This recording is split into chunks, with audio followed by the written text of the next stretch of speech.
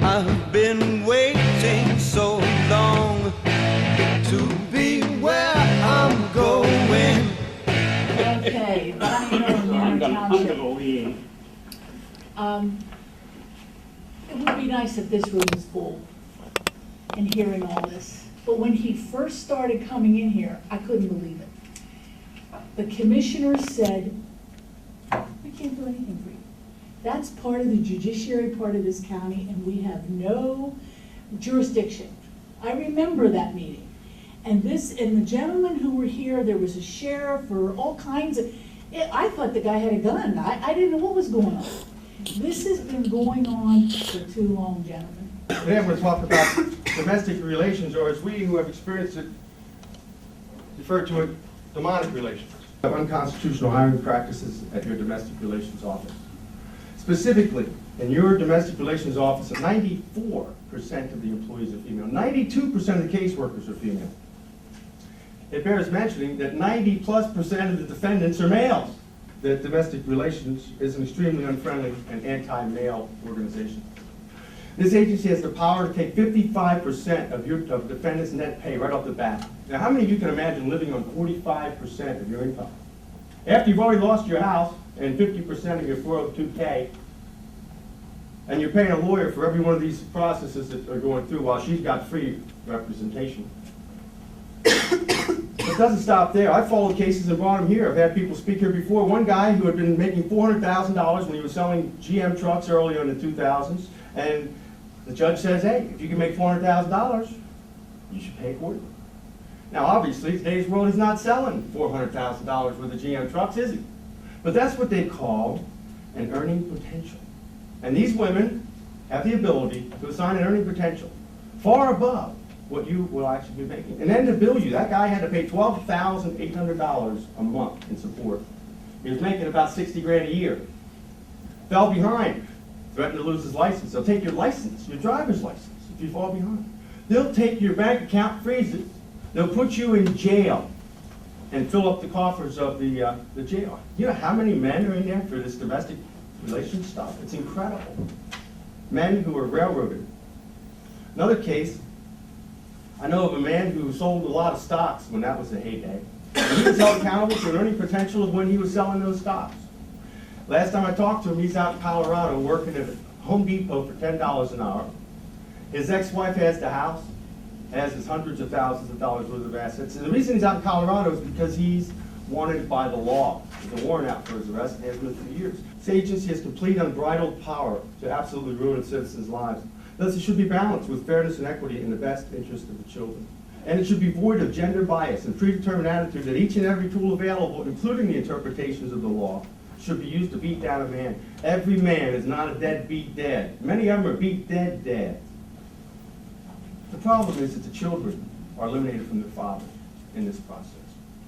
I demand today on behalf of the citizenry that the Domestic Relations Office engage in affirmative action and on the basis of established case law hire only men for any present and future employment positions until the employee base and Domestic Relations Office properly represents the local community demographic. I believe it would be also quite helpful for you to do a customer survey, satisfaction survey. Let these people tell you what they're experiencing on their way out that door. And let these women who are in this agency be promoted and be held accountable based on their response of these customers, these defendants, these citizens, these men. Not promoted because they hurt more men and got more debt assigned to the agencies that they can collect more federal money and more state money. That's a heck of a formula. And the children are the ones who suffer. Additional disadvantage, every woman that comes into domestic relations, demonic relations, is afforded a free attorney. Every man who's now been cut down to 45% of his income is going to pay for his own attorney. Bruce Clark, I've heard a lot of this so many times. I really wonder, is this a subject that you can deal with, or is this a subject for the state legislature? Is there a proper forum to explore this? Well, if I could just cut off the debate, I will say that we had suggested some of the groups of daddy justice go to Harrisburg, and they have been working with legislatures to change some of the laws.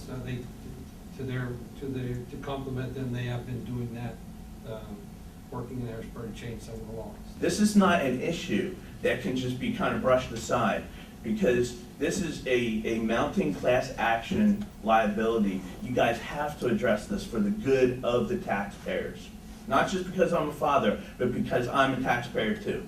And not only is it costing me personally, but it's going to cost every taxpayer in this county if these things keep going forward and if some of this is determined as liability. On New Year's Eve 2007, I received a message via MySpace. The subject line just said, "Hi." The message read, "Hi, I was browsing MySpace and noticed you had a page. I just wanted to say hi." I didn't know who this person was until I opened up their page, and it happened to be a girl that I had dated 10 months earlier. I noticed on her page that she had pictures of a baby girl all over it. Right away, I sent her a message back. I said, is that my baby girl? She said, yeah, it is. I was searching, I seen on their site they offered a paternity test. Well, I called domestic relations and explained to them what my situation was, and I asked if I could get that service done. And the lady on the phone said, "No, I'm sorry. We don't offer that service to a man until a woman takes you for support." When I went into domestic relations, I was given two sets of paperwork called an absent parent data information sheet. They put it in there so that the father would incriminate himself for it. Well, I went last week. I went to family courtroom and I sat there, I was there early, and I heard the attorneys talking. They didn't know who I was, they didn't even care, because I was amazed, gentlemen, at how much money was being spent in that courtroom between the judge, the bailiff, and all these attorneys, and nobody cared about the children. Nobody. It was about the husband and the wife. The husband was the guy, the bad guy. The husband is the one that caused all the problems. This has got to be part of your responsibility. And hopefully, you're hearing this. If we don't need a new prison, and 40% of the prisons with cases like this, let's get these guys out.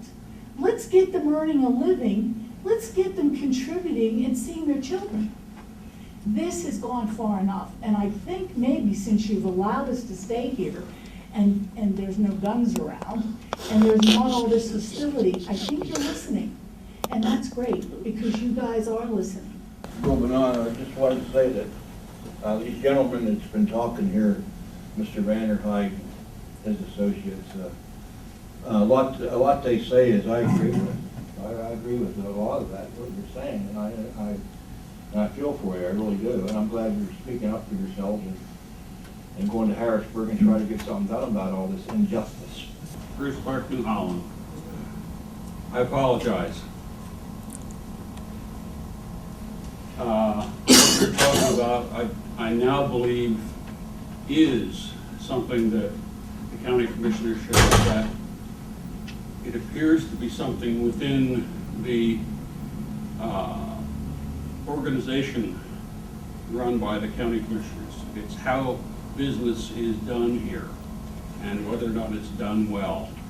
And I would support the idea of finding a way to take a good, deep look at how business is done. Not just because of the fear of possible legal repercussions in the future, but because it seems like there's nowhere else you can go. The point is, what they're doing is wrong, and they manipulate it whatever way they can to get what they want. Nick, Paul, and Michael, if you could put your concerns and the facts of your situations in writing and send them to me, I would be very grateful. Absolutely. I've been